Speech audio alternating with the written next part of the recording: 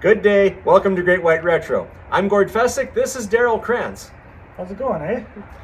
Our topic today is software preservation, and Daryl has developed some tools for Windows that can repair or at least modify disk images for a Commodore 64, helping us preserve copy-protected software. Let's get her done.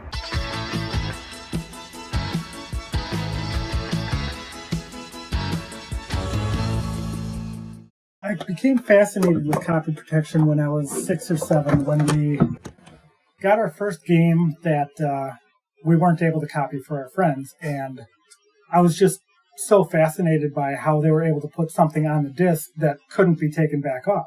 It wasn't until many, many years later that I was still thinking about this, and I wanted to figure it out. Mm-hmm. So when I started ReMaster, it wasn't supposed to become what it did. It was basically just a crude program that I made to find repeating patterns in images to try to make sense out of it. And once things started making more sense, I started to make little modifications, and after several tries, I actually ended up making one image work.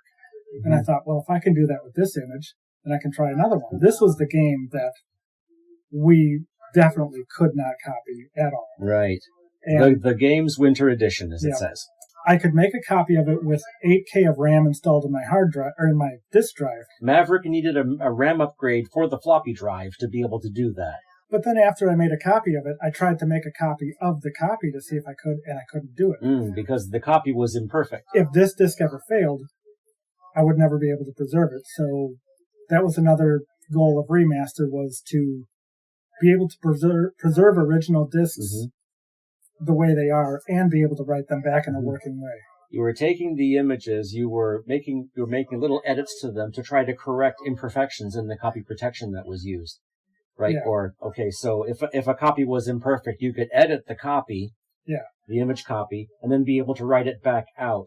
Right. There would be just enough fixes in there to make the copy protection on the original software work. And sometimes even better than the original. It'd be more reliable. Like if it was a cranky or floppy drive, it would work better if the original didn't. Right? So that is neat, because we can preserve some of this older software originally. We don't have to rely as much on the cracked versions of this software. We can run the original software as the authors intended. The images that come out of ReMaster can work in the Vice emulator, right? With the true 1541 emulation. Yes. Or they can be written to a real floppy disk using nib tools, either a parallel modified one for the 1541 or an unmodified 1571 with the USB adapter. Now, ReMaster is specific to certain copy protections. It will work on others, but it's not guaranteed. The main ones it works with is Vorpal. We got VMAX, Rapid Lock, but it can also do some of the PAL protections like Cyan Loader, GMA, Secure Speed.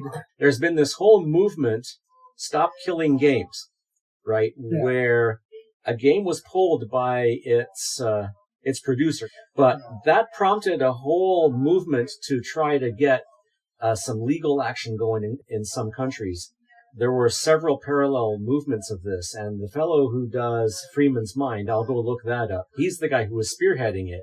They had different petitions for different regional areas, and I think he got the most progress at the European Union, because they're getting tired of the big tech bros, right? Yeah. So he's getting the most traction there, but he's been trying to get petitions going, get people to say, stop killing these games. We want to keep playing these games. We don't want to have them taken away after we have paid for them. As long as we preserve the hardware, we can continue playing these old games, or we can do the emulation if we really have to. Yeah. But we don't want to lose these things. So this effort to preserve these games will help preserve this history. We can learn how things were done, and your efforts have gone a long way to helping that, at least for the Commodore 8-bit series. Yeah. So I have a bad image from one of my originals, and this program will actually go through and check the checksums, and I can try to repair it. It doesn't repair the bad data, it just recalculates the checksum, so hopefully the data is good enough that it'll just work. And in my case, it was 1 bit off, and it was just enough to make it work.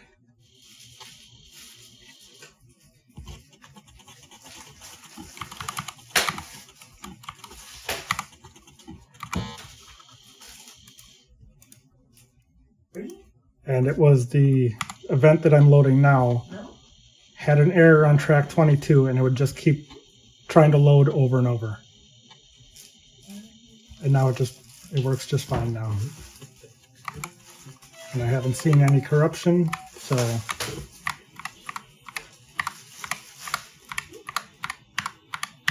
works fine now.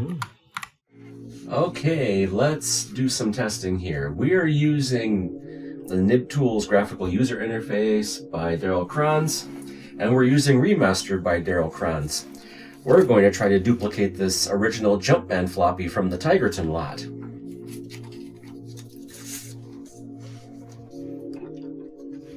Which I hope is working.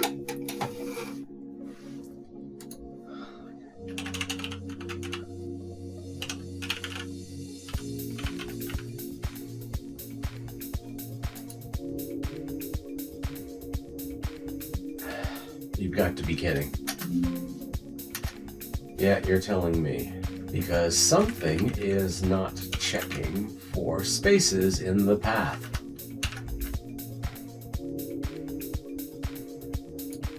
Alright, well, let's try again. C program is not recognized. Well, so much for that. Alright, Daryl, we need to talk about supporting spaces in folder paths. Yeah, let's try this again. Oh, really?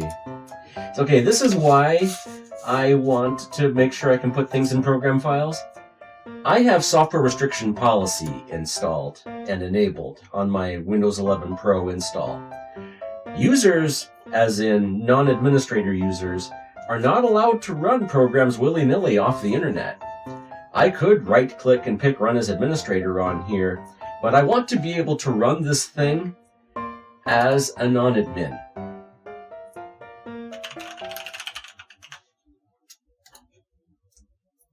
Anyway, let's see if that works. There we go. Let's try this again.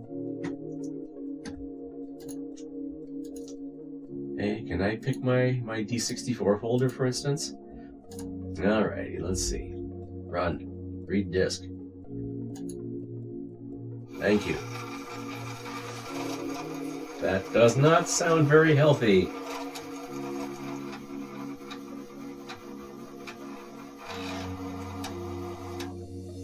Okay.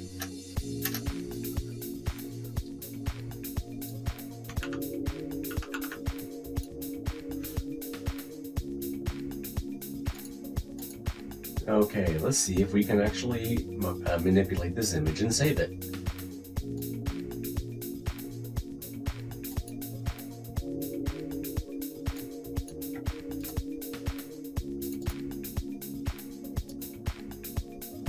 Let's fire up Vice, see if it'll run.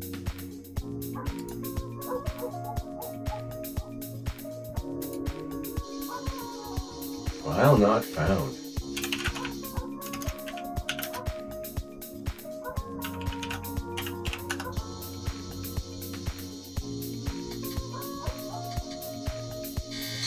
It does not like the image.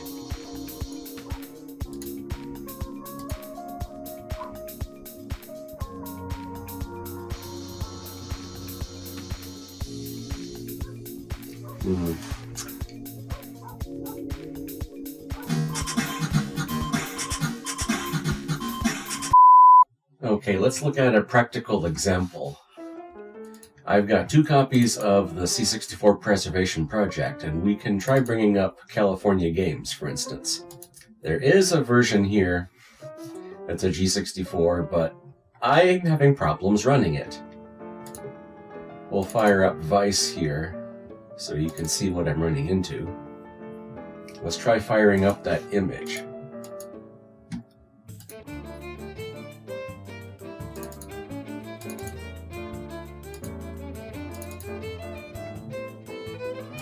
There we go. So there's this one, right? G64.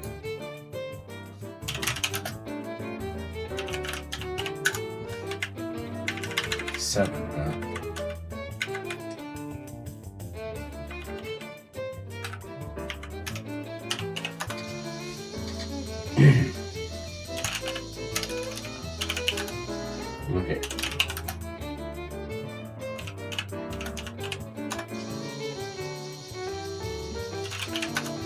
internal sys, okay. And I think it gets stuck here. So yeah, let's reset all that. In fact, let's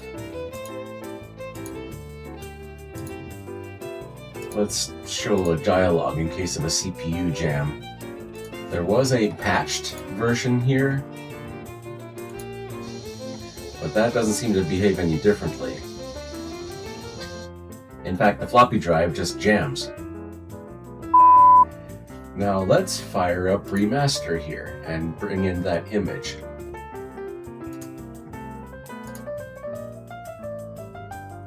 I've also got the nib copies of all this.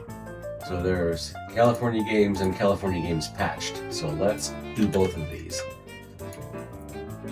ReMaster will load the image, it'll identify the copy protection. Track 18 is the only track that's actually Commodore compatible. If you were looking for a beautiful example of what David Murray was talking about, where all you had was the very middle of the disk and the very first file being the disk drive being compatible, that is a beautiful example of that. Everything else is a completely foreign format. The normal behavior is to turn these items off, and then you export it as this. I'm going to leave a note in here. I'm going to say not fixed, right? Then I'll do the same thing with these two options turned on.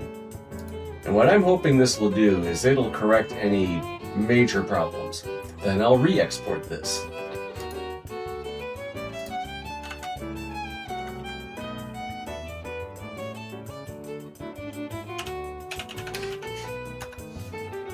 I've got my 1571 floppy drive here. I've got a blank disk in there. In fact, I can unformat the disk, and that will zap the disk. Okay, so now let's write out one of these disks that we just saved. Actually, where did we save it to? Okay, the D64 folder. Okay, so here's the not fixed and the fixed. We'll try the not fixed first.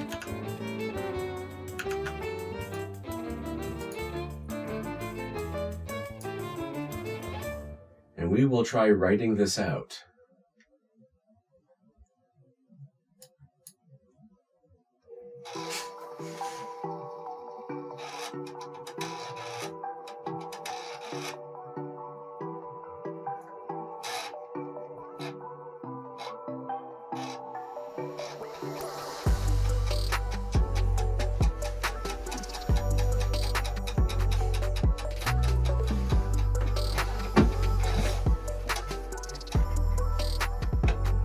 Okay, that was successful.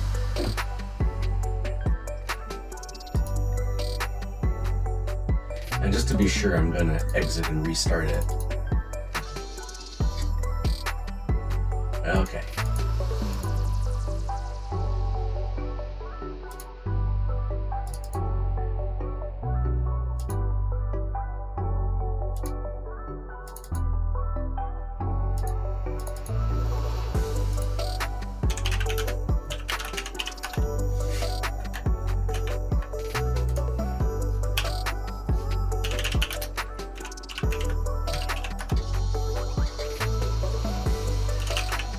That's better.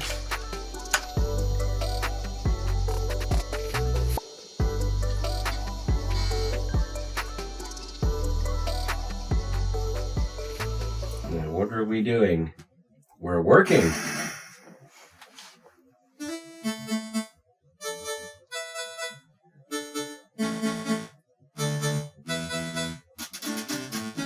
Let's try that again with the fixed image. See if it makes a difference.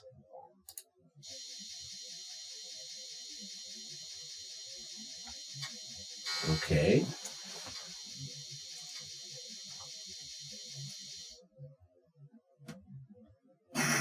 That works too.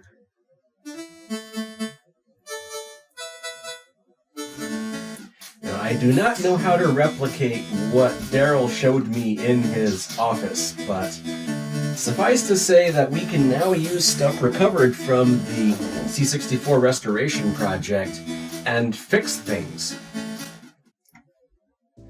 Oh yeah, the actual Great Guiana Sisters, right here. We'll load it into here. Rainbow Art / Magic Bytes. That's this track here. We will export this. We'll leave these settings in place.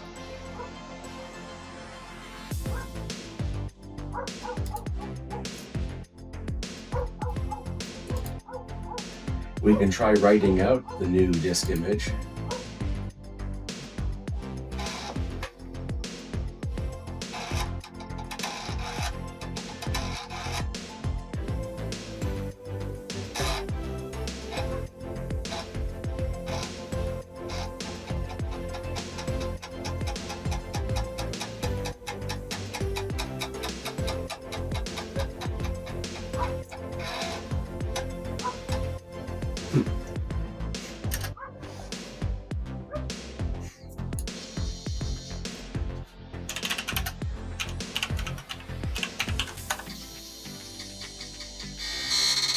Oh, it doesn't like that.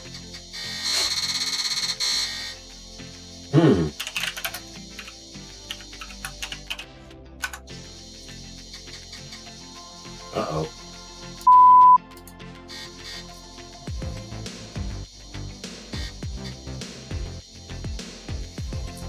Okay, that's different.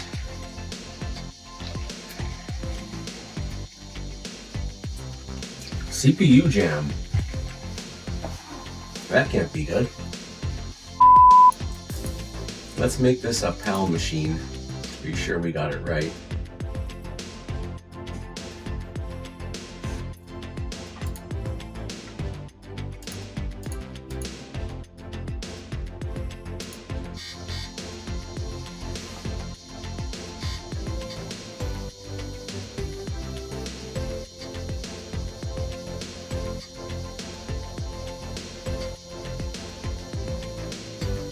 Okay, oh, that's better? Yeah, that's much better.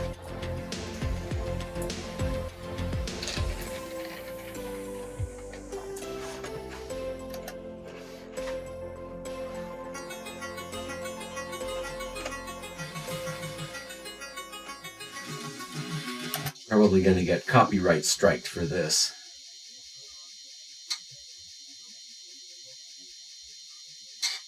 Oh. There we go.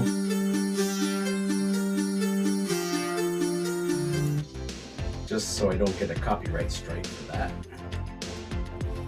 Alright, well, that kind of worked better. Alright, so I'm not going to be able to test these until I get a real 64, but we'll figure that out. We'll get one of those. In the meantime, all of my 64s are over at the Shawano Indoor Flea Market. If you'd like to see one of those machines in action, come pay us a visit. We are open every Saturday starting at 9 a.m. until the end of February. And on March 1st, we're at Collectorabilia in Green Bay. Hope to see you there. Until then, good day.